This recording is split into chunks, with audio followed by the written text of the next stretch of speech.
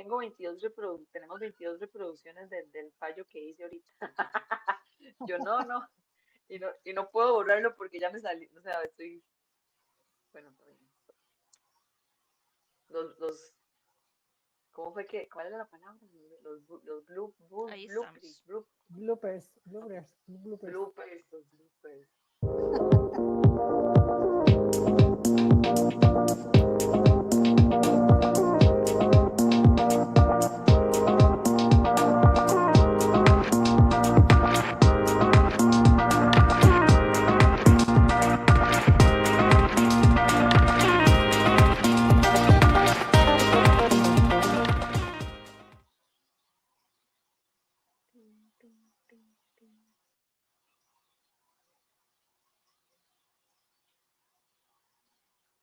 Ok, vamos a ver.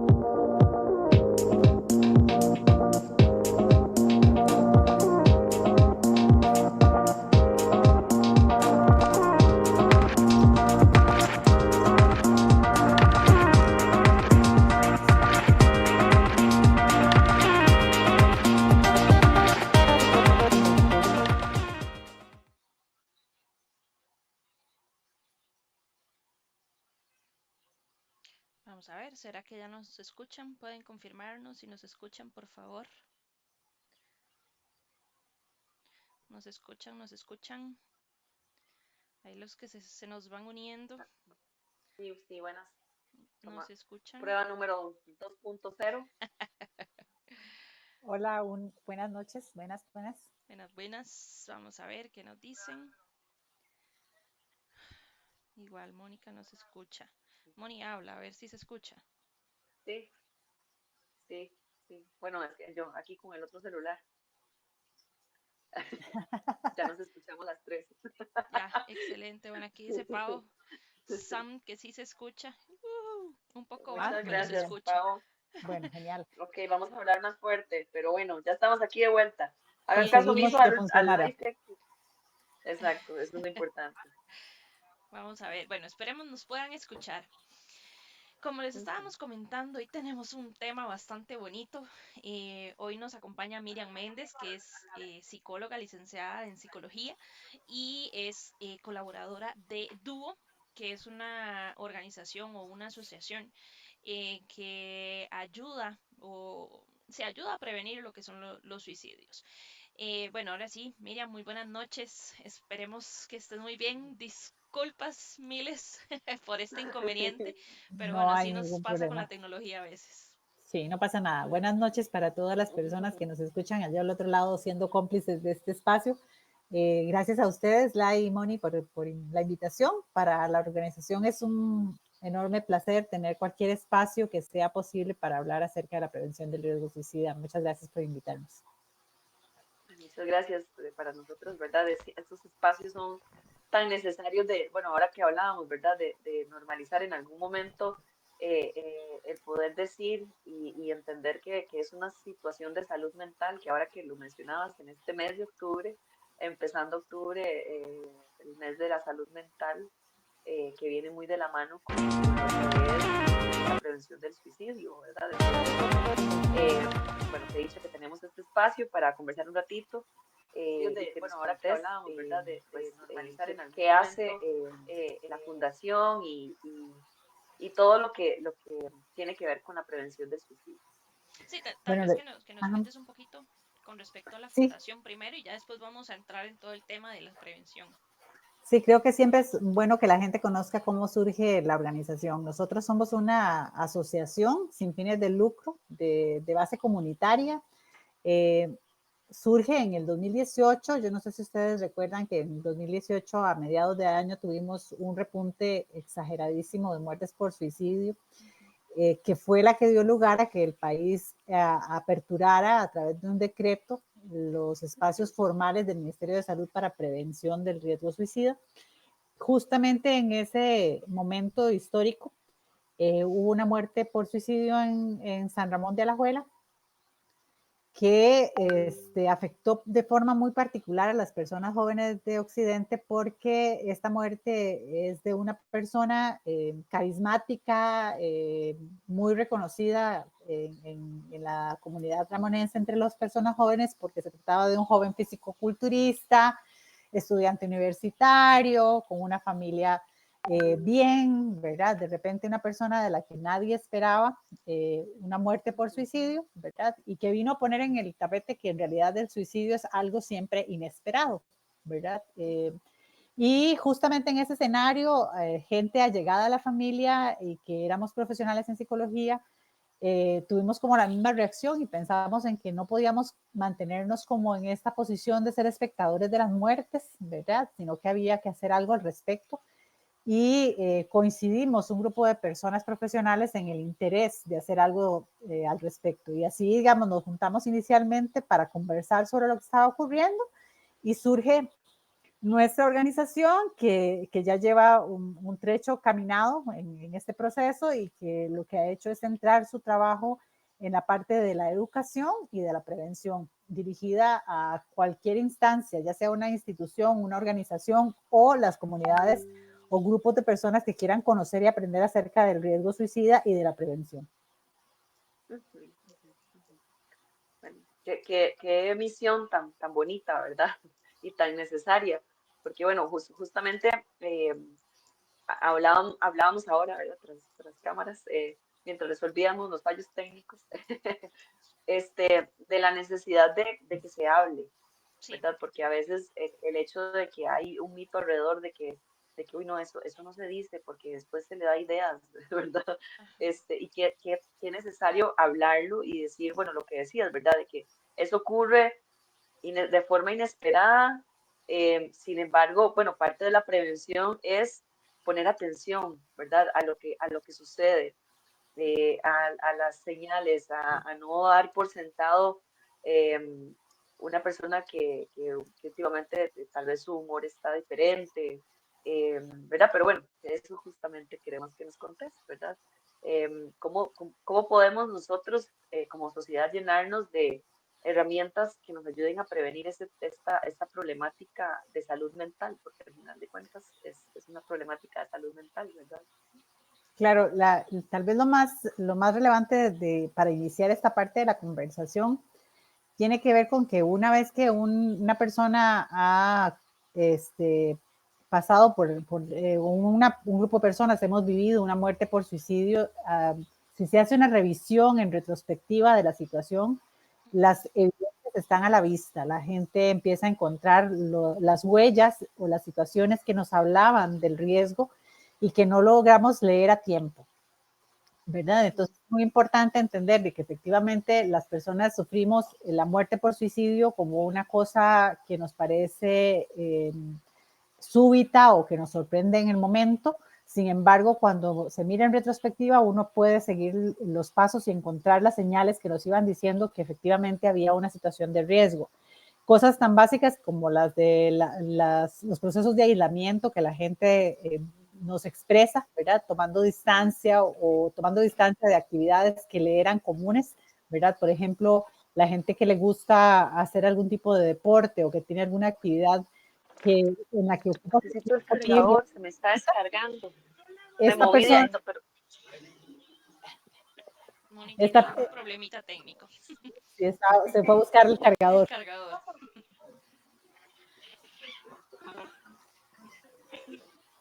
Continuemos.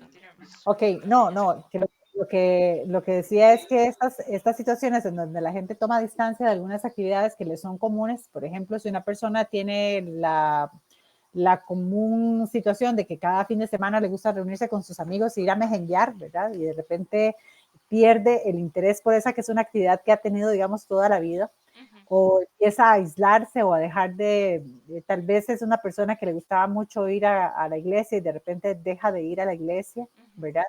Todos esos elementos que marcan un cambio en el comportamiento ordinario de una persona tienen que llamarnos la atención para saber que alguna cosa está ocurriendo. Son señales, son las famosas ahora red flags.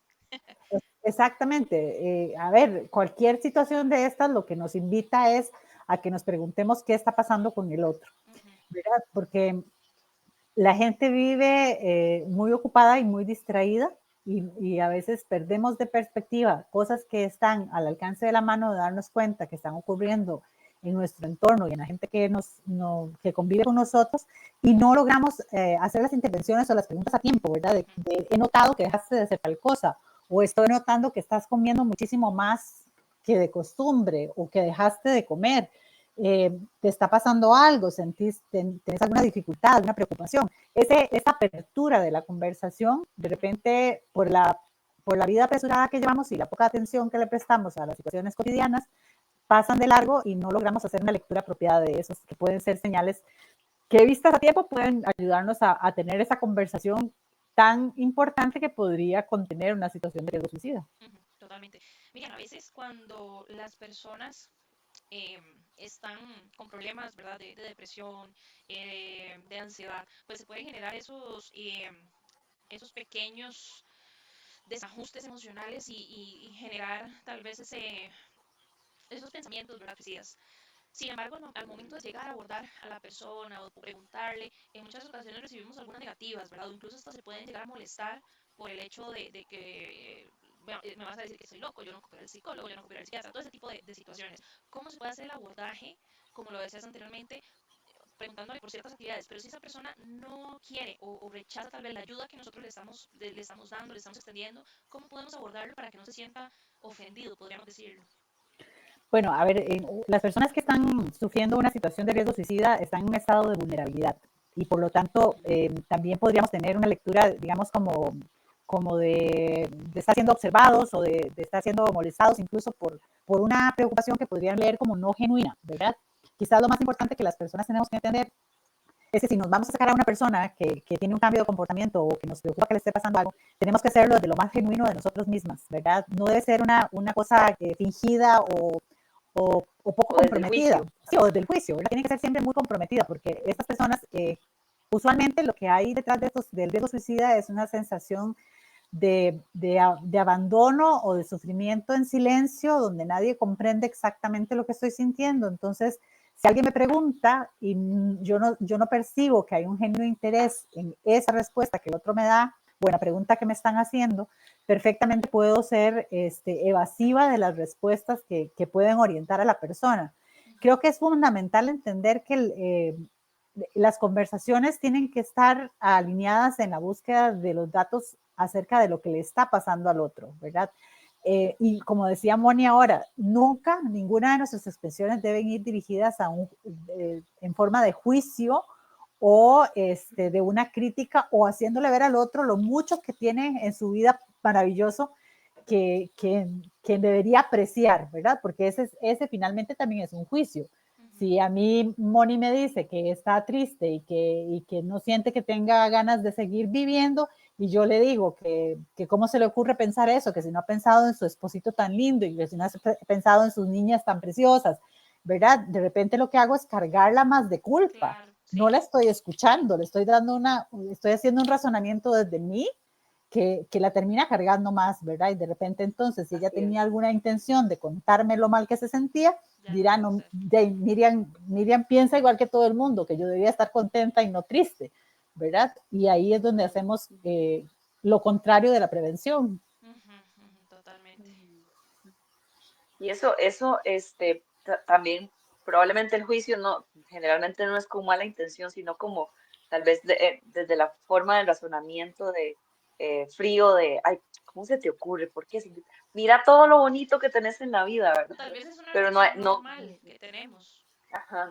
Es Sí, un no vemos más entrenamiento. allá de lo que realmente... Estamos entrenados para callar a la gente, para que no nos cuente lo mal que la está pasando, digamos. Lo que nos han entrenado es para decirle a la gente que todo va a estar bien, ¿verdad? Y no para escuchar activamente.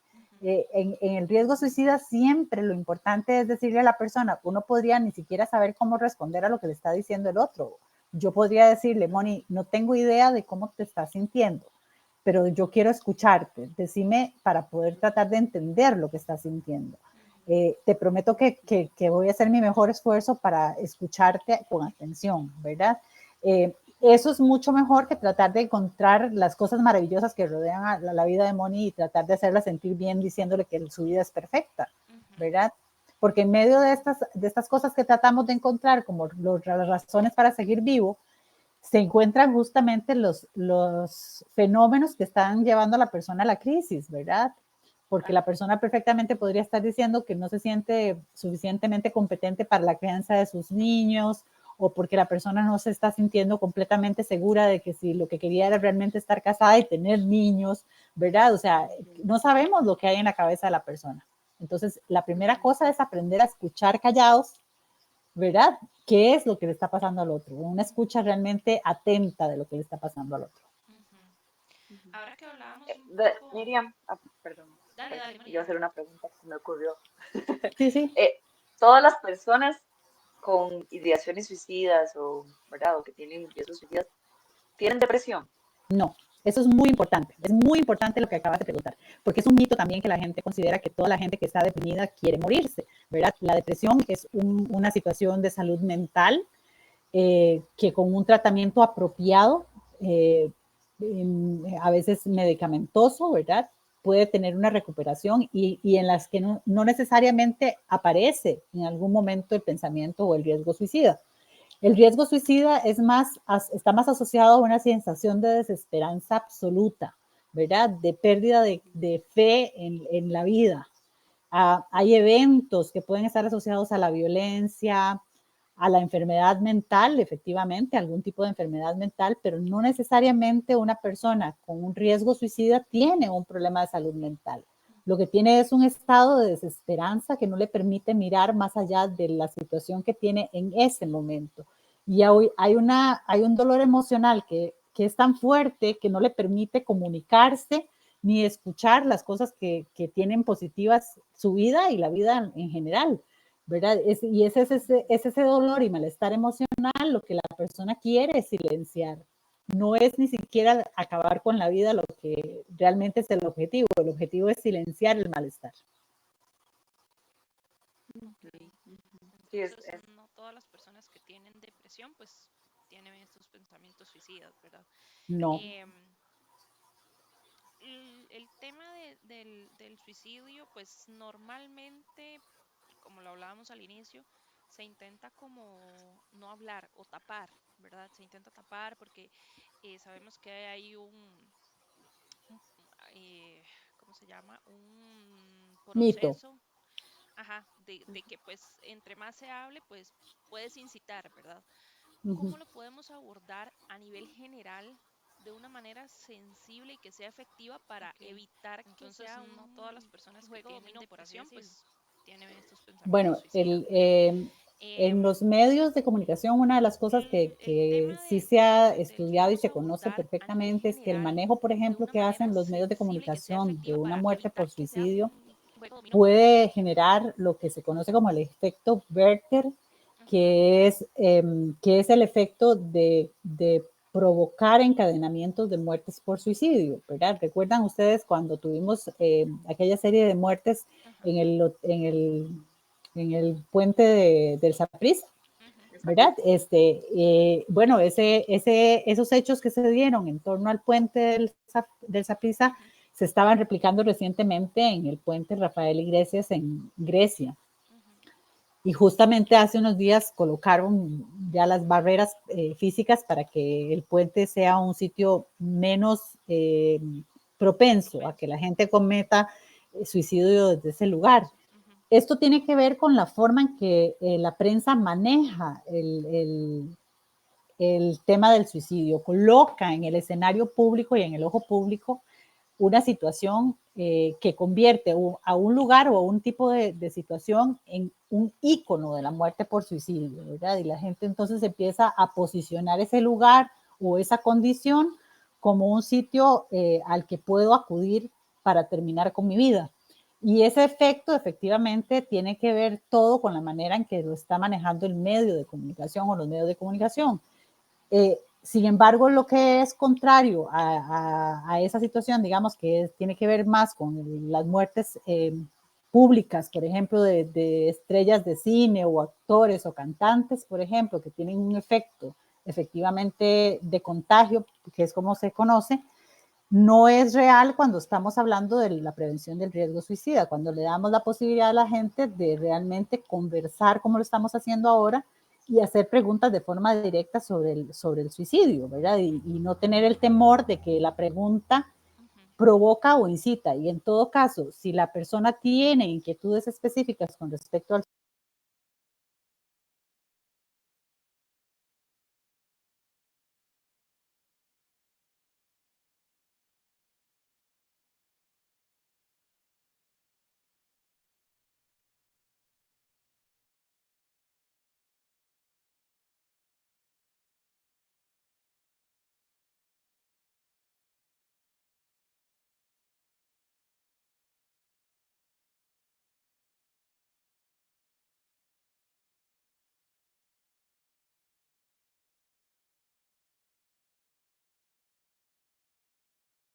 suicidio y damos el espacio del diálogo, lo que vamos a tener es la posibilidad de enterarnos de que la persona viene rumiando la posibilidad de cometer un suicidio. Entonces, si el espacio no se abre, evidentemente no hay posibilidad de conocer lo que la persona está manejando, ¿verdad?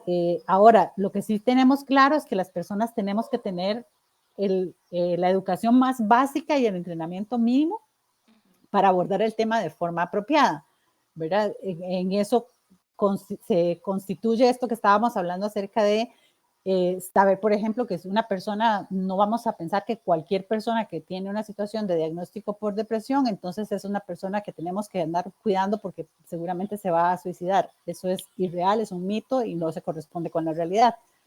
O que los espacios de conversación nos permitan tener claridad de que lo que vamos a hacer es acercarnos en una escucha armoniosa y compasiva del otro, ¿verdad? Sin dar recomendaciones ni darle consejos a esa persona.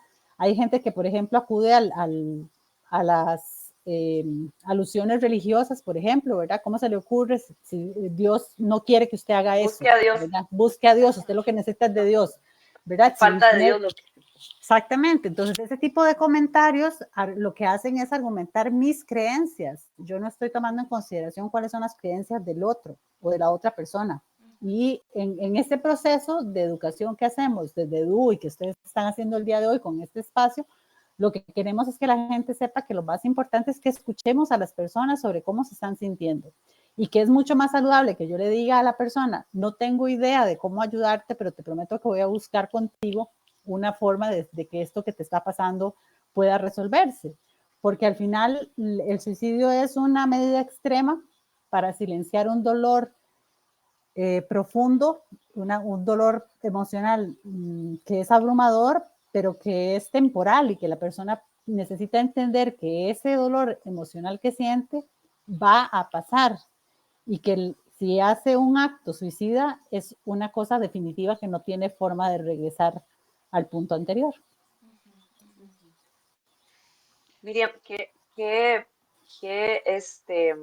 acciones podemos ir haciendo de manera preventiva para que las personas, bueno, pienso que, bueno, en las estadísticas sabemos que hay un alto índice en la población adolescente, ¿verdad? Sobre ideaciones suicidas, sobre suicidios en general. ¿Qué acciones como sociedad podemos apoyar para que esa problemática vaya mermando de alguna forma? Creo, Aparte de toda esta parte educativa, ¿verdad? sí, De prevenir y de abrir claro. los espacios para comunicar. ¿Qué otras cosas? Porque bueno, yo siempre también pienso como que mucho de esto también se relaciona en los hábitos que estamos teniendo como sociedad, ¿verdad? Y al final de cuentas, nos afecta y afecta pues todavía más directamente a la población adolescente. Claro, porque el asunto es que las familias y las personas en general estamos retadas a cambiar hábitos y a tratar de transformar la forma en que estamos teniendo convivencia cotidianamente en nuestros grupos familiares. Las pantallas se han convertido en un distractor enorme de los vínculos, ¿verdad? Lo que se ha debilitado enormemente es la red de vínculos que existen entre las personas. Entonces, las personas jóvenes tienden a estar conectadas más con personas en la virtualidad que en la presencialidad. Y hay cosas que definitivamente no vas a leer a través de una pantalla que le está pasando a la otra persona. O sea, solo lo puedes leer en el contacto cotidiano. Si tu hijo sale de su habitación solamente a tomar una cosa de la nevera y se vuelve a meter a su cuarto para comer y nunca cena contigo en la mesa, no te vas a dar cuenta de que no te mira a los ojos o de que tiene ojeras o de que no durmió bien anoche o de que está bostezando todo el día. Eso solo te lo va a ofrecer el contacto cara a cara con el otro. Y ese tipo de cosas en esta sociedad que está tan acelerada y tan ocupada todo el tiempo, resulta casi un reto poder que coincidamos todos a una hora en la mesa y tengamos una conversación donde no estás distraído con el teléfono, ¿verdad? Porque la gente suele estar comiendo incluso con el teléfono al lado y no tienes una conversación con las personas. Entonces, los retos van por el tipo de vínculo que tienes. Tratar de descolocar esa forma de vivir cada quien en su isla y volver otra vez a cosas tan básicas como de repente cenar juntos o tener un espacio para jugar un juego de mesa y poder divertirnos un rato a solas como familia, son cosas que si ustedes se fijan, parecen pequeñas, pero se vuelven todo un reto cuando en la vida familiar se vuelven un reto. Y son Sobre cosas que todo se han cuando ido perdiendo, ¿verdad? Que tal se vez han ido. es lo que llega a evidenciar que algo falta en la sociedad, ¿verdad? O en las familias para evitar ese tipo de situaciones. Exacto. Y si a eso ustedes le suman que en los centros educativos o en los espacios de interacción de las personas se replican los mismos asuntos, digamos, cuánta de la población joven, por ejemplo, está teniendo trabajos que son a distancia y que les permiten estar aislados del contacto con sus pares. Y entonces la pérdida de habilidades blandas para socializar y para poder interactuar con otro es evidente. Y el reto de enfrentarse al mundo suma en ansiedad y en angustia cuando tienes que salir a un mundo que de repente es más fácil manejar desde una pantalla o detrás del teléfono. Y entonces tenemos adultos jóvenes con pocas habilidades para vincularse con otras personas que ven disparados sus niveles de ansiedad, que entonces podría llevarlos al consumo de una sustancia para sentirse más tranquilos, y ahí vas haciendo el encadenamiento que tiene todo el sentido del mundo y que pone a la persona en riesgo. Sí, claro, esta es una cadena de situaciones, de eventos desafortunados. Desafortunados.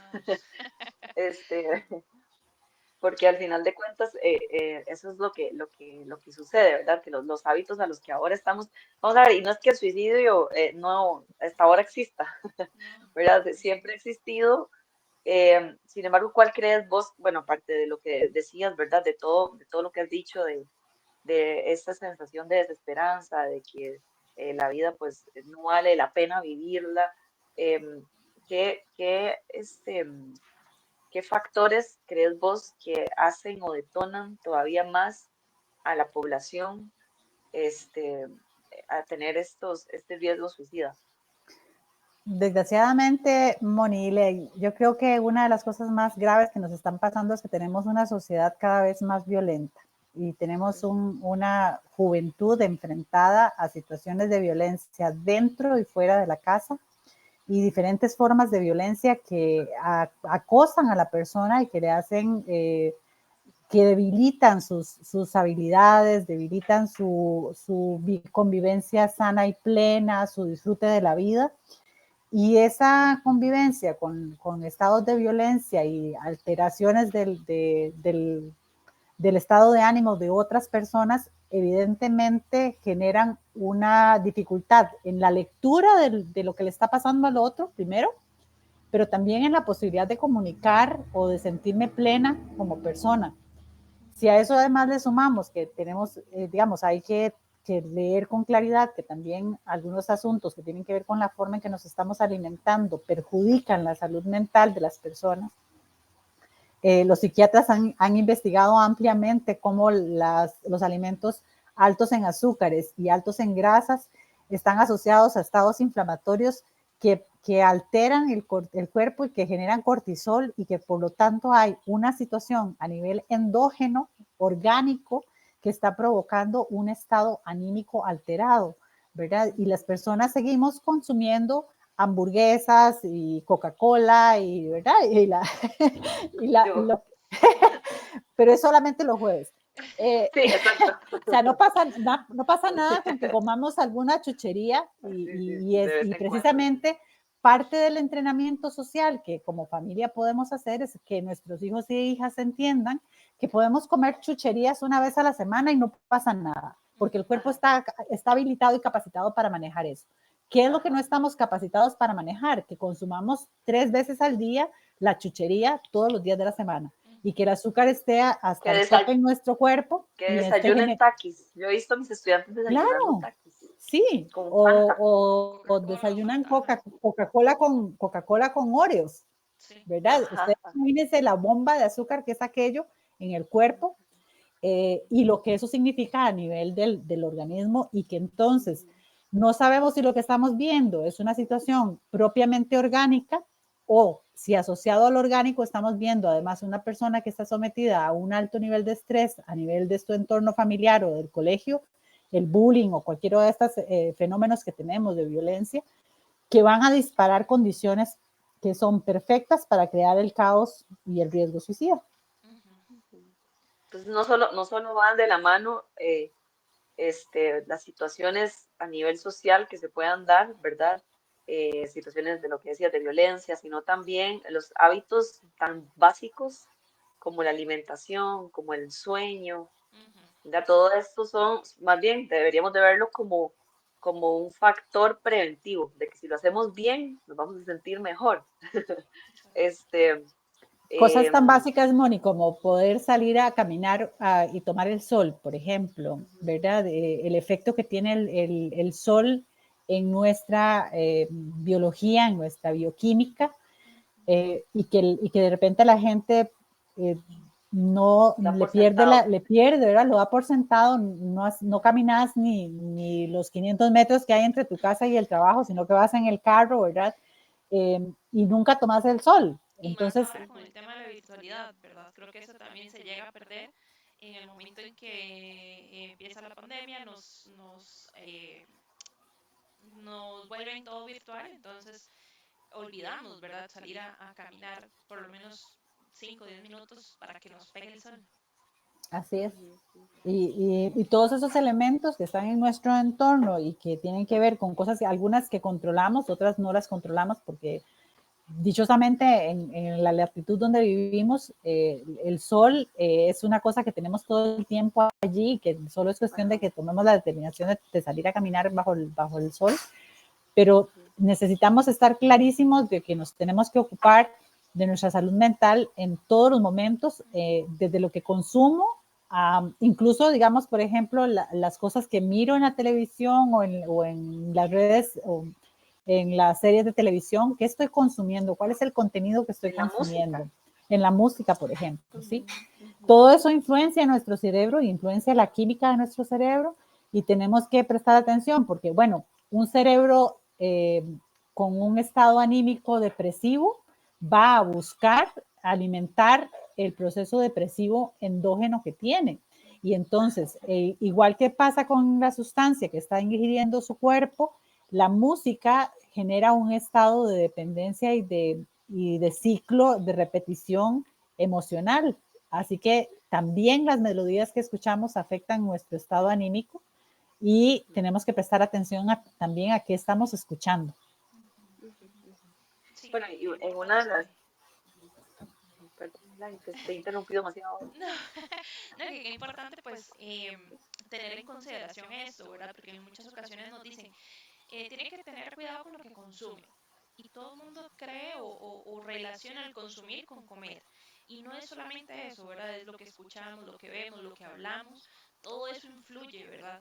Y aquí como recopilación de lo que hemos venido conversando, es sumamente importante tal vez hacer un pequeño resumen, que bueno, el tema que hoy estamos tratando es con respecto a la prevención del suicidio. que lo importante acá es prevenir la situación antes de que haya un deseo de, ¿verdad? Primeramente teniendo en cuenta, como lo acabamos de decir, lo que consumimos, tanto lo que comemos, como lo que escuchamos, como lo que vemos. Incluso también hacer ejercicio, salir a caminar un momento para que pues recibamos un poco del sol. Todos esos son factores que ayudan a que nuestra salud mental esté en buen estado y evitemos pues tener algún síntoma, algún pensamiento de este tipo. También, como lo decíamos al inicio y como nos lo decía Miriam, una de las alertas que tenemos que tener en cuenta es cuando una persona pues ya no suele realizar las mismas actividades que realizaba con anterioridad, cosas que le apasionan, cosas que le gustan hacer, que las deja de hacer. Entonces ya eso nos genera una alerta para poder hablar con esta persona y intentar ayudarle de la mejor manera. Miriam, aparte de esto que venimos conversando, de la prevención y demás, hay personas pues que han intentado o atentado contra su vida y por algún motivo pues no fue efectivo. ¿Cómo podemos abordar a esas personas para que no haya un segundo intento? ¿O cómo se abordan esas personas para evitar que vuelva a suceder esto? Bueno, lo que conocemos a nivel técnico es que la sensación de fracaso tras un intento suicida fallido, ¿verdad? Es un elemento de muy alto riesgo y que requiere un acompañamiento profesional y emocional muy, muy importante. Eh, una, una formación, un espacio de capacitación y de apoyo familiar muy, muy determinado, ¿verdad? Porque en medio de una crisis suicida no solamente es la persona que ha tenido el evento la que está sufriendo, sino que estamos hablando de un impacto importantísimo en su entorno, ¿verdad? Su familia está siendo afectada, sus amigos, su pareja, sus hijos, ¿verdad? Toda la gente que está más cerca de esta persona va a estar afectada y es como una onda expansiva de riesgo, ¿verdad? Y además una onda expansiva de desesperanza y de temor.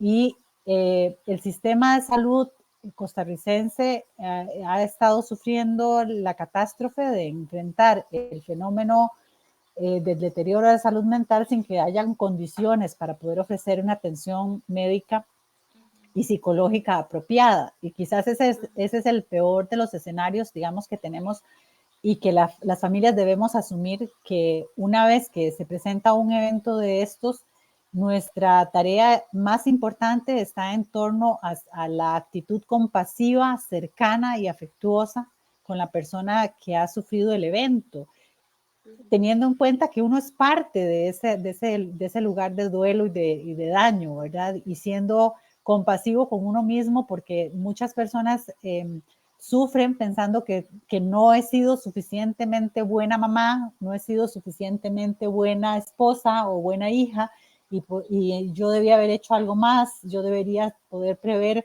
que esto no ocurriera nuevamente.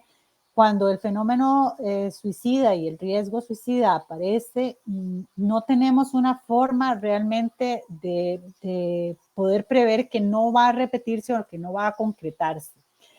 Podemos hacer nuestro mejor esfuerzo por ofrecer el acompañamiento, la cercanía y la compasión al otro. Y esa es la tarea que tenemos que hacer como sociedad.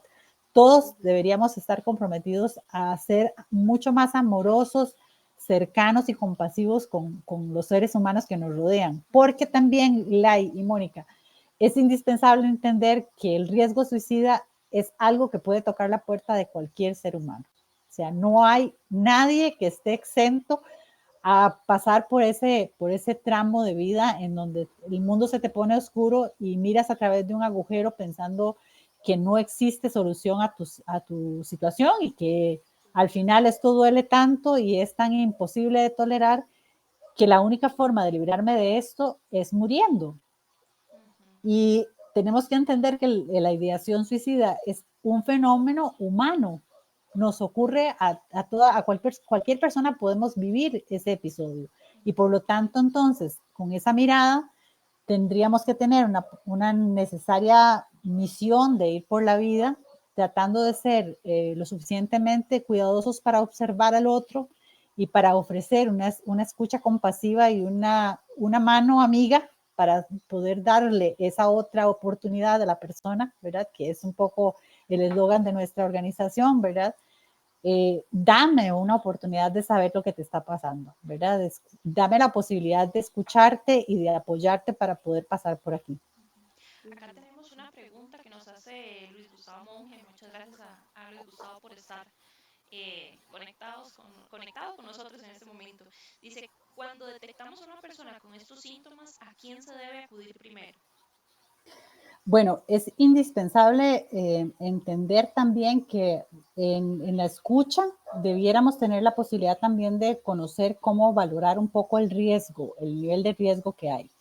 Porque, pues en general, frente al riesgo suicida, deberíamos acudir a las instancias médicas, ¿verdad? A urgencias de un centro médico para poder apoyar a la persona.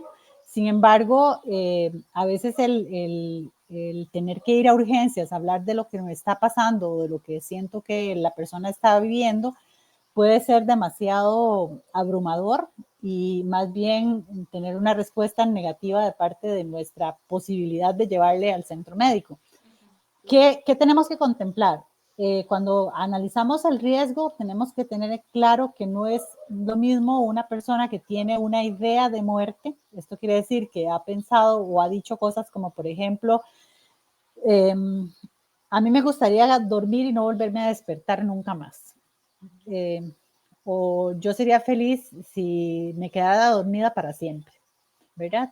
Esa es una expresión que nos habla de una idea de muerte y que tendríamos que explorar si la persona realmente ha considerado el suicidio como una posibilidad, ¿verdad? Frente a ese comentario, la pregunta obligada es, ¿estás pensando en hacerte daño? ¿Has pensado en suicidarte? Así, con todas las palabras y las letras, ¿verdad? Tienes que preguntar de forma directa. Porque puede ser que la persona entonces nos diga que sí lo ha hecho o que no, que sencillamente que no me animaría. Yo no me animaría a hacer algo como eso. No tengo ninguna intención, solamente siento que a veces quisiera quedarme dormida para dejar de pensar en esto que me está pasando. Eso nos habla de un nivel de riesgo menor, ¿verdad? Y que nos permitiría, por ejemplo, que la persona acuda a un EVAIS y empiece el proceso de encadenamiento en el sistema de salud para llegar hasta donde un psiquiatra, por ejemplo, o donde un especialista. Que no es igual que encontrarte en una conversación con una amiga, por ejemplo, que te diga, yo ando en el carro la soga o ando, o cuando voy con el carro, cuando voy en el carro, siempre pienso que en el puente tal puedo hacer tal cosa. ¿Verdad? Ahí hay un plan. Ya lo tienes planeado. Exactamente. Cuando tienes un plan y la persona te dice lo que ha pensado que podría hacer o incluso dice, yo no llego a mi próximo cumpleaños. Yo ni me preocupo porque yo no pienso estar viva en ese momento, ¿verdad? Entonces tienes una advertencia clara de riesgo. Y frente a eso, lo que hay que hacer es buscar que la persona asista a un centro de salud de forma inmediata. ¿Qué necesitamos tener claro? La gente a veces le dice, te voy a contar algo, pero no le digas a nadie, ¿verdad? Y la norma tiene que ser siempre que es preferible que alguien se enoje contigo porque hiciste algo para cuidar de ella, a que por tratar de guardarle el tal secreto, luego te arrepientas de porque la persona terminó lastimándose y no se lo dijiste a nadie, porque ella te pidió que le guardaras el secreto. Hay que buscar ayuda, hay que acercarnos a las personas que sean la red de confianza más cercana que tenga esa persona y buscar que la persona acepte ir a algún espacio donde pueda comunicarle a una persona en el servicio de salud lo que está ocurriéndole, ¿verdad? Porque generalmente la gente piensa que la negativa se debe a que la persona solo quiere fastidiarnos con la información, ¿verdad? La gente dice, ¿para qué me dice si no me va a dejar hacer nada? ¿Verdad? Si me dice que no, o me dice que no piensa ir al doctor, ¿verdad? Las personas que están en riesgo suicida hablan del suicidio porque necesitan o están pidiendo ayuda. Lo que pasa es que no saben cómo llevar o cómo alcanzar esa ayuda para poder resolver lo que les está pasando y lo que están sintiendo. Nuestro espacio de escucha tiene que ser un espacio que permita a la otra persona convencerse de que lo que te está pasando es peligroso, estoy muy preocupada y necesitamos hacer algo al respecto. Tal vez yo no sepa cómo resolverlo, pero estoy segura de que podemos encontrar a alguien que pueda ayudarte. Y sí creo, yo debo decirles que en mi experiencia profesional, las personas que nos enteramos de los procesos de riesgo tenemos que acompañar a la persona en riesgo, porque aunque sea una persona adulta, y mucho menos si es una persona menor de edad, el sistema de salud no está sensibilizado para contener, ¿verdad? Y entonces es mejor que si Moni está en riesgo, Lai vaya con ella al hospital y sea la otra que hace el peso de la voz del riesgo que conozco. Ella me dijo que tiene en el carro con qué quitarse la vida. Ella me dijo que está pensando en morir antes de la fecha de su cumpleaños, porque de repente ella te lo contó a vos, pero no va a estar de acuerdo en repetir la historia al médico. Y nosotros tenemos que convertirnos en esa otra parte que apoya y sostiene para que el evento se pueda detener a tiempo. Y se le dé la importancia que es, ¿verdad? Porque a veces, sí, como decís, a veces bueno, a veces no, en general no está esta normalidad, no, como esta forma de que decías, ¿verdad? De que la se le dé sensibilidad la es lo que no tenemos, exactamente. no tenemos un sistema sensible. Y en esta Sí, prisa por atender a la gente, ¿verdad? Yo he tenido, bueno, me imagino que Moni te ha pasado también en los espacios educativos, uno logra escuchar a los chicos a veces decirle a una, es que como no hay sangre, ¿verdad? No piensan que es importante. Y entonces de repente, por ejemplo, los chiquillos empiezan a autolesionarse y se percatan de que la gente le presta mucho más atención a una autolesión porque hay sangre, ¿verdad? Literalmente, que al riesgo suicida, ¿verdad? Y en esta de las búsqueda y autolesiones. necesidad, ¿verdad? En la búsqueda y la necesidad de ser reconocido y de ser atendido y acompañado, es muy doloroso escuchar a sangre, la gente no piensa que es importante. Y por eso las personas que estamos acompañando somos vitales en el proceso de apoyo y de soporte a quien tiene una situación de riesgo suicida. Sí, y a veces puede ser hasta un poco como, no sé, tal vez frustrante porque el, el proceso, digamos, pienso en los protocolos, ¿verdad? Del MEP que tenemos que seguir con respecto a la prevención del suicidio, que al final de cuentas mucho es, bueno, se llenan documentos, ¿verdad? Un montón de documentos donde se tienen que enviar, digamos, a pues, hacer la referencia respectiva, pero bueno, esa referencia a veces, según hasta como donde al médico que vaya, se le da la importancia de vida y en otros casos no. Entonces a veces es muy complejo porque al final a veces sí, porque el sistema, pues como dijo usted, ¿verdad? Está un poco desensibilizado en ese sentido, pero bueno, también hay casos como de buen seguimiento, ¿verdad? Pero es muy complejo, ¿verdad? Porque para algunos puede ser una herramienta, por ejemplo, acudir a un psicólogo privado, porque existe y está la posibilidad económica. Pero en la mayoría de los casos, bueno, al menos en la parte educativa pública, pues eso no es una realidad. Y es como el único medio con el que contamos para acudir, ¿verdad? De manera médica, por decirlo así. Una de las cosas más importantes que yo creo que las personas podemos hacer en el sistema educativo es empoderar a las familias con respecto a la obligación que el Estado tiene de darle el servicio y la atención necesaria a la persona que está pasando por esto. Porque si bien es cierto, el sistema está colapsado y no tiene recursos para atender a la gente con la velocidad y la necesidad que existe, también hemos venido descubriendo que, por ejemplo, si las familias denuncian frente a la Defensoría de los Habitantes que su persona familiar está en riesgo, se ha señalado que el riesgo es importante y que le dieron una cita estando en riesgo suicida para dentro de 6 meses, la Defensoría ha hecho intervenciones para exigirle al Estado que le ofrezca la atención a esa persona de forma inmediata. Es desgastante desde el punto de vista de las acciones y de la participación de la persona, efectivamente, pero lo que tenemos que hacer es empoderar a nuestros papás y mamás, a nuestras personas cuidadoras de las personas menores de edad o de las personas que están sufriendo riesgo suicida, de que es una obligación y un deber del Estado la atención de la salud mental y que no debemos rendirnos de forma sencilla a que, bueno, entonces nos vamos para la casa 6 meses y vivo yo ahora también con la angustia de que no sé cómo prevenir que mi hijo o mi hija se lastime. Entonces es importante lo que podemos hacer en esa línea también de la educación, de la ciudadanía en torno a esto. Miriam, acá vamos a retomar tal vez un poco con respecto a DUO. ¿Quiénes pueden acudir a DUO y cómo los pueden encontrar? Bueno, DUO atiende a todo tipo de organización o institución, cualquier institución que quiera acercarse a nuestra organización para recibir espacios de capacitación o de formación o de sensibilización puede hacerlo. Tenemos procesos de formación para centros educativos, para personas menores de edad en centros educativos, para padres de familia y madres de familia en centros educativos. Tenemos metodologías de trabajo para personas en espacios de trabajo, digamos, propiamente, digamos, en donde el riesgo está asociado al trabajo más bien. Tenemos espacios de formación en comunidad, porque un poco antes lo decía Mónica, ¿verdad? ¿Qué podemos hacer como sociedad para poder contener esto? Pues justamente lo que hacemos es entrenar a las comunidades para poder saber si hay una muerte por suicidio en la comunidad, cómo podemos apoyar y acompañar a una persona que es sobreviviente de esa muerte por suicidio, por ejemplo.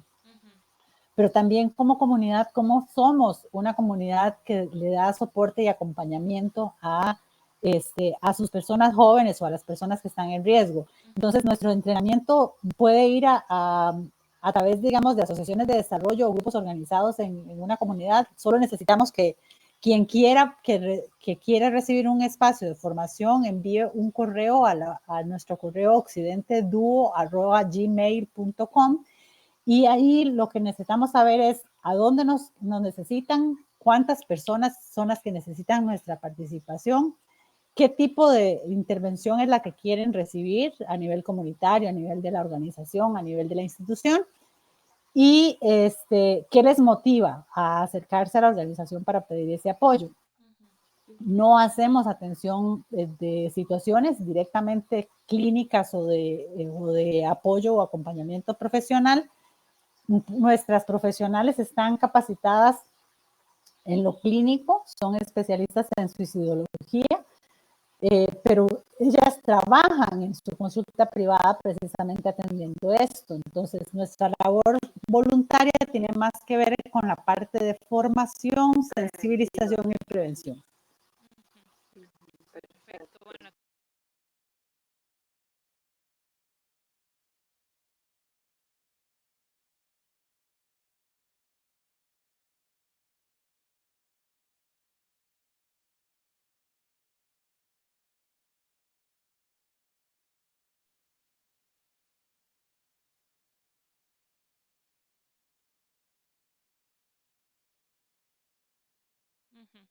Perfecto, bueno, aquí estamos compartiendo la información de las redes sociales, tanto las suyas como las de Duo, ¿verdad? Acá pueden verlo. Tenemos el Instagram y el Facebook de Miriam para que se puedan contactar. Mira, ¿quiénes se pueden contactar con vos? Cualquier persona que esté interesada en información en relación a el tema del suicidio, con muchísimo gusto yo le puedo orientar de forma personal si gustan que así lo hacemos y si no, a través de las redes de Duo podemos también responder a sus inquietudes. Perfecto, aquí también dejamos las redes de Duo, Instagram, TikTok, Facebook y el correo que nos mencionaba Miriam para los que deseen contactarlos, ¿verdad? Y requieran tal vez hacer una conversación similar a esta para poder dar énfasis a este tema que nos parece sumamente importante, que se pueda tratar sin la necesidad de que sea un tabú. Vamos a ver por aquí, nos están Bueno, diciendo que se nos fue el se audio. nos hizo cortísimo. Sí, Ajá. vamos a ver qué Creo que pasó. fue, sí. En algún momento se puso como standby, pero creo que ya dice on air otra vez. Ujú. Entonces creo que todo bajo Sí, parece control. que ya, parece que ya. Bueno, sí, se nos hizo muy cortito. Miriam, muchísimas gracias de verdad por aceptar la invitación, por colaborarnos con este tema y pues por ser una cómplice el día de hoy. No, de verdad que muy agradecida porque además de que ha sido muy cómodo el espacio, digamos, es muy bonito compartir con gente que le hace a una sentirse realmente cómplice de un lugar y de un mismo sentir, ¿verdad? Así que muy agradecida por la posibilidad y por la posibilidad de representar este esfuerzo que hace Dúo y por el tema que necesitamos seguir posicionando y seguir diciéndole a la gente que no tenga miedo de preguntar ni tenga miedo de acercarse para transformar esta sociedad en un lugar más seguro y más acogedor. Así es, así es. Muchas gracias por la misión que hacen, porque es una misión demasiado, demasiado importante, de verdad que sí. Recuerden recomendar a las personas que tal vez les interese este espacio, ¿verdad? O este tema, mandárselo, bueno, pronto vamos a tenerlo en YouTube, entonces para que eh, lo, lo, lo recomienden y le den like y, ajá, y lo compartan, como decía ahora Lai al principio, en esta nueva era de las cómplices, el apoyo de ustedes es esencial. Entonces, muchísimas gracias. Y después también vamos a tener ahí en nuestras redes los contactos de Miriam y de la asociación Dúo para que pues a más personas puedan llegar ellos para Exacto, seguir trabajando en este tema tan importante. para que sigan haciendo su labor. De verdad que a todos Así muchísimas gracias por conectarse, por comentar, por compartir esta transmisión. Les comentamos nuevamente para las personas que no lo vieron al inicio, igualmente los que están ahorita conectándose. La transmisión que realizábamos con Heredia Digital, pues lamentablemente no vamos a continuar realizándola con ellos. Por eso, pues de ahora en adelante vamos a hacer las transmisiones propiamente por las redes de las cómplices. Facebook, YouTube, próximamente vamos a estar subiendo los videos a YouTube y vamos a hacer las transmisiones igualmente por este medio. Entonces les agradecemos el apoyo que siempre nos han dado, que siempre nos han mostrado, compartiendo, comentando, dándole like a las publicaciones, a los videos, a todos los en vivos que realizamos, porque es de gran ayuda. Realmente pues esto nos va a ayudar para seguir creciendo y poder seguir trayéndoles este espacio tan bonito que ustedes mismos han creado y han mantenido. Entonces pues nos da para poder seguir haciendo estos programas y hablar de estos temas tan interesantes e importantes. De momento, pues este ha sido el programa de hoy. De verdad que muchísimas gracias por estar conectados. Miriam, nuevamente muchas gracias por aceptar la invitación. Los invitamos a que sigan a Dúo, a que sigan a Miriam y bueno, que sigan nuestras redes también para tener más información por estos medios. Moni, muchas gracias. Muchas gracias, de verdad. Buenas noches, descansen. Nos vemos próximamente. Buenas noches. Gracias, chao.